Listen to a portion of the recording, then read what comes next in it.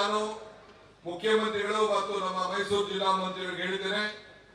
ನಾನೇ ಬಂದು ಈ ವರ್ಷ ಈ ಮೀಟಿಂಗ್ ನಲ್ಲಿ ನಾನು ಉಪಾಧ್ಯಕ್ಷನಾಗಿ ಆ ಸಮಿತಿಯ ದಸರಾ ಸಮಿತಿಯಲ್ಲಿ ನಾನು ಪಾಲ್ಗೊಳ್ತಾ ಇದ್ದೇನೆ.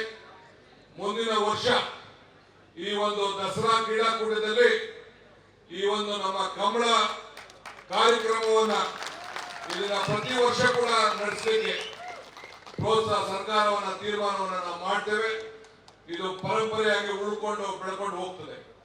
ಅಲ್ಲಿ ನೀವೆಲ್ಲ ಯಕ್ಷಗಾನ ತಂಡಗಳನ್ನು ನಾವು ನೋಡ್ತೇವೆ, ನಿಮ್ಮ ಕೋಲಾಟ ಬಯಲಾಟಗಳನ್ನು ನೋಡ್ತೇವೆ, ಹುಲಿ ವೇಷವನ್ನು ನಾವು ನೋಡ್ತೇವೆ. ಇವೆಲ್ಲ ಕೂಡ ನಾವು ಅಲ್ಲಿ ತಂಡದಲ್ಲಿ ನಾವು ದಸರಾ ಮೆರವಣಿಗೆಯಲ್ಲಿ ನಾವು ಕಾಣ್ತೇವೆ.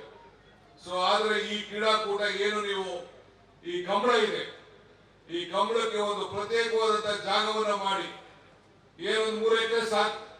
ಆ 3 ಎಕರೆಯಲ್ಲಿ ಬಹುಶಃ ಎಲ್ಲರೂ ಕೂಡ ಸುಮಾರು ಒಂದು 20-25 ಸಾವಿರ ಜನ ಆಕರ್ಷಣೆಯಿಂದ ನೋಡ್ಬೋದು.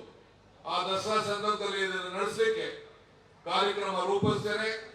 ಈಗಾಗಲೇ ನಿಮ್ಮ ಅಧ್ಯಕ್ಷರಾದಂತ ದೇವಿ ಪ್ರಸಾದ್ ಶೆಟ್ಟರ್ಗೆ ನಾನು ಹೇಳಿದ್ದೇನೆ, ಅವರಿಗೆ ತಯಾರು ಮಾಡ್ಕೊಳ್ಳಿ, ಎಲ್ಲರನ್ನು ಮಾತಾಡಿ ನಾವೇನೇನ್ ಮಾಡಬೇಕು ಸರ್ಕಾರದ ವತಿಯಿಂದ ಅಲ್ಲಿರುವಂತಹ ಜನರಿಗೆ ಏನ್ ಮಾಡಬೇಕು ಅಂತ ಬಂದು ಜಾಗವನ್ನ ಹುಡುಕಿ ನೀವೆಲ್ಲ ಸೇರಿದ್ರೆ ನಾವು ಸರ್ಕಾರದಿಂದ ಏನ್ ಸಹಕಾರ ಕೊಡಬೇಕು ನಾವೆಲ್ಲ ಇದ್ದೇವೆ. ಇದು ಒಂದು ರಾಷ್ಟ್ರೀಯ ಕ್ರೀಡೆ ಅಲ್ಲ, ಇದೊಂದು ಅಂತಾರಾಷ್ಟ್ರೀಯ ಮಟ್ಟಕ್ಕೆ ನಾವು ತೆಗೆದುಕೊಂಡು ಹೋಗ್ಬೇಕು.